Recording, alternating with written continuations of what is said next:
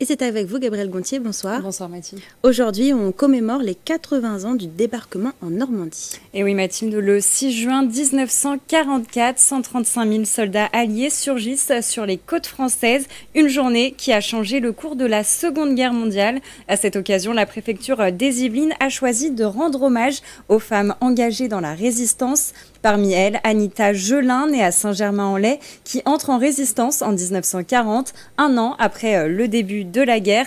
Autre commémoration à voir jusqu'à demain, l'exposition N'oublions pas nos oubliés à la caserne d'Artois de Versailles, à l'initiative de l'association des Amis et des Actes. Elle raconte l'histoire des soldats français avec des batailles historiques comme le débarquement de Provence le 15 août 1944, avec également des panneaux sur la résistance et des archives.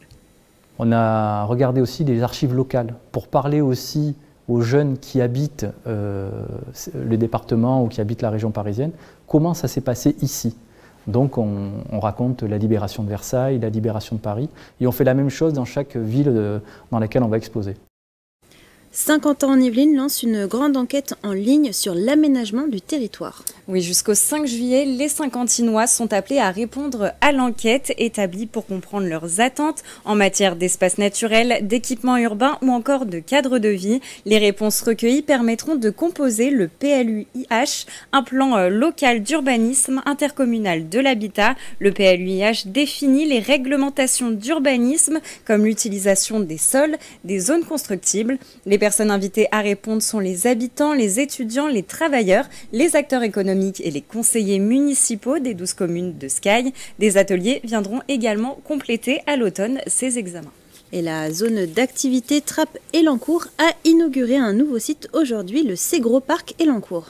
13 000 m² de surface locative divisée en 10 cellules. Voilà comment se constitue le nouveau parc d'activités à étage de la foncière immobilière Ségros. Sa particularité est sur plusieurs niveaux et c'est une première pour le groupe mais aussi pour Saint-Quentin en Yvelines. Autre particularité, le bâtiment possède 16 000 m² d'espace vert, ce qui lui a valu la certification Bring Excellence. Le Ségros Parc Elancourt accueillera des entreprises, des PME, PMI en passant par des startups. Par exemple, les enseignes Vinted Go et Picnic sont déjà installées. À ce jour, plus de 70% de la surface locative a déjà été commercialisée. On fait un petit tour à Versailles, Gabrielle. Hier, une nouvelle maison d'édition a vu le jour. Oui, la librairie Personnalité de Versailles accueillait hier, vous l'avez dit, mercredi 5 juin, le lancement des éditions Château d'Âme. Elles font partie du groupe Albin Michel. Cette maison d'édition publie pour le moment uniquement des auteurs féminines. C'est une maison qui voit les choses en grand, avec deux types d'ouvrages, des romans qui se passent obligatoirement dans un contexte avec un château, comme Réseau Royal, du coup, qui se passe au château de Versailles, et des ouvrages qui voient la vie en grand eux aussi, mais qui présentent des destins de femmes inspirantes qui peuvent en fait influencer le nôtre et du coup déployer nos ailes. Donc les premiers, vous avez Jane Austen et les sœurs Brontë, puis ensuite vous aurez Coco Chanel notamment. Donc voilà, c'est vraiment voir les choses en grand, et Château d'Âme, c'est le château des belles âmes. C'est un roman que j'ai passé énormément de temps à travailler, plusieurs années, et pour lequel j'avais un peu perdu espoir de trouver une maison d'édition qui correspondrait, puisque finalement c'est un peu atypique.